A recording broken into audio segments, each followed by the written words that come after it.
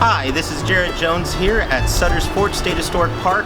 I'm going to show you today how to make hardtack, something that was very important on the northern frontier here in Mexican California. Here at the bakery, it was something that Sutter's bakers made every single day. It consisted of flour, salt, and water. But first, I'm going to show you how to make a fire. Making a fire was very important on the frontier. The only way that you could start a fire was with flint and steel. Remember, there's no lighters or anything like that. Matches were around. They were called lucifers, but they were extremely expensive, and especially here in the middle of nowhere, California. So they would mainly start a fire with flint and steel. Flint here, this is a very hard rock, and you want to make sure that you have a nice sharp edge. So when I strike it with my steel striker, high carbon steel striker made in the blacksmith shop, I get a nice spark. I don't need a lot of sparks, just a couple. But I'm not going to do that over my fire materials that I have ready here in the oven. I have to use char cloth to catch one of those sparks first. Char cloth is some charred cloth or string material that I had made from a previous fire in a tin container. I had pretty much cooked out the life out of the cloth to where it's just this very soft, brittle black material. And that's what I'm going to use to catch a spark. And just like that, I've caught one of those sparks. And I got a pile of jute twine here that I am going to use to wrap around my charred cloth. And you need three basic things to make a fire. You need heat, which was that spark. You need fuel, which was the charred cloth and the jute twine, and the last thing you need is air. So I'm going to blow on this. You can see it's already smoking a little bit. I'm going to blow on this, and this is what's going to make a fire that I could then put into my fire making materials here.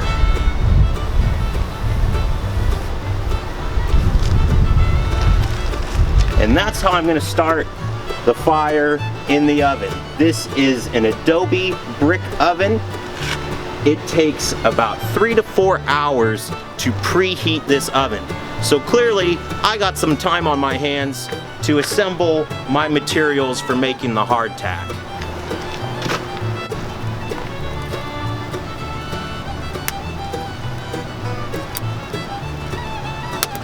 Hardtack is something that you can make at home. All it takes is flour, water, and salt. So here I have my bowl of flour. Flour that was ground from wheat over at the grist mill on the other side of the fort. I also have some salt, and I have my pitcher of water. The ingredients are very simple. It takes 4 to 5 cups of flour,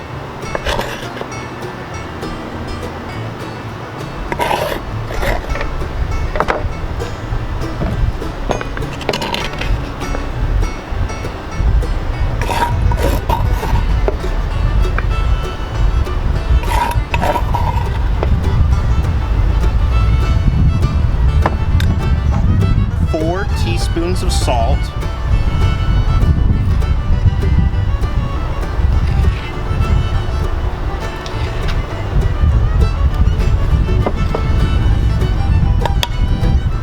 and about 1 1/4 to 1 1/2 cups of water.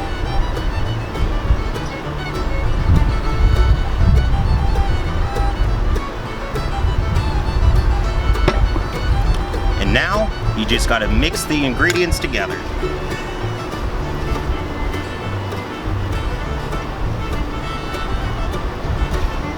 I'm using my hands here because here at Sutter's Fort in the 1840s, they had no idea about germ theory. They didn't know about particularly washing their hands or anything like that in between. They just thought that oven's gonna bake out the germs. sprinkle in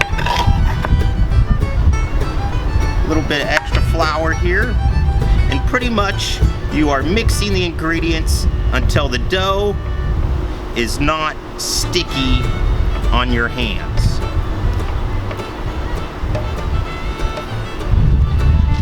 Here I have my hardtack dough.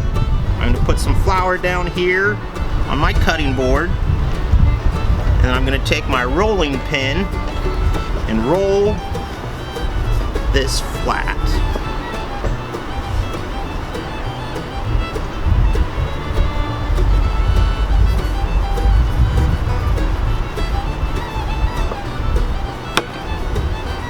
I have right here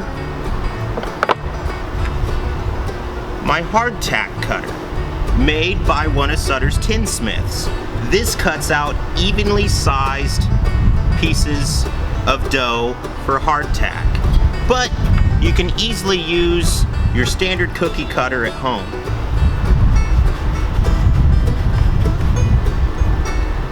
I'm going to take my round piece of dough here, I'm going to put it on my baking sheet, and then I'm going to take a fork and puncture at least 16 holes down one side of the piece of dough and then down the other side.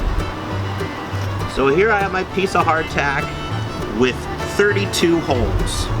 That is going to make sure that that hardtack bakes evenly in the oven, and it bakes out all the moisture. Now that the oven has reached its temperature after having a fire for 3.5 to 4 hours, now we got to remove the fire.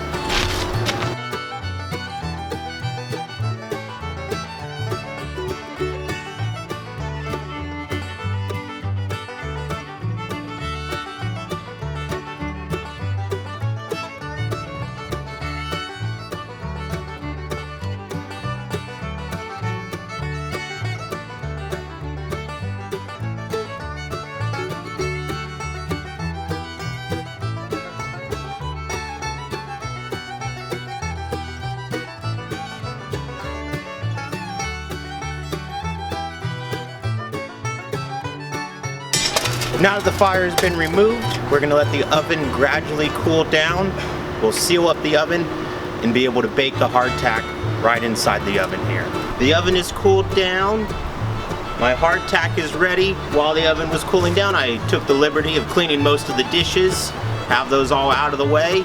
I tested the temperature in the oven. I put some cornmeal on, just scattered it right in on the bricks there. And after about 2 minutes, I knew that it was about 375, 350, 375. I'm going to put this tray of hardtack right in this oven. I'm going to bake for 30 minutes on both sides, and then I am going to let the oven cool down a little bit and then bake this hardtack at about 200 to 250 degrees for at least a couple hours. I've sealed the oven using some wet burlap. I've plugged the back of the oven, and I've put a wet burlap over the door to create a perfect seal. And now, you just have to wait.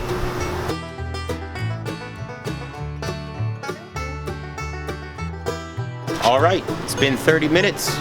Time to take the hardtack out of the oven, flip them over, and put them back in the oven for another 30.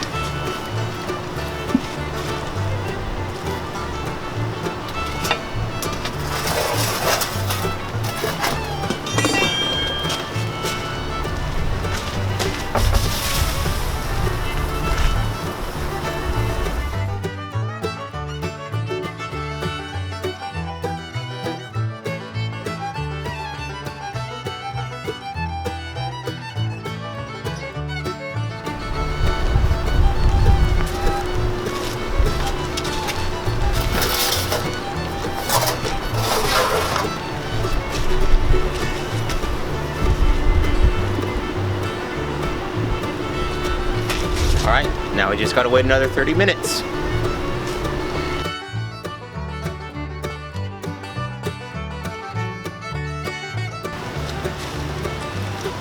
All right, these have baked for another 30 minutes on its other side. We're gonna pull these out and we're gonna see that our hardtack is pretty much done. Here's our hardtack. You can see it's already still pretty hard. We're gonna let this oven cool down, and then we're gonna bake this for another 2 to 3 hours till we bake out all the moisture. And this is what we'll have as our final product. Here is formal hardtack. It is as hard as a brick. That's how it gets its name, hardtack. But you don't just want to, after this is done, take a bite and eat it.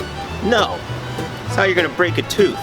What they would do here at the fort, or even on a ship, they would break this up and put it in their stew or soup, let it soften, and that's how they would consume this, as this is your stable bread source where there is no oven around.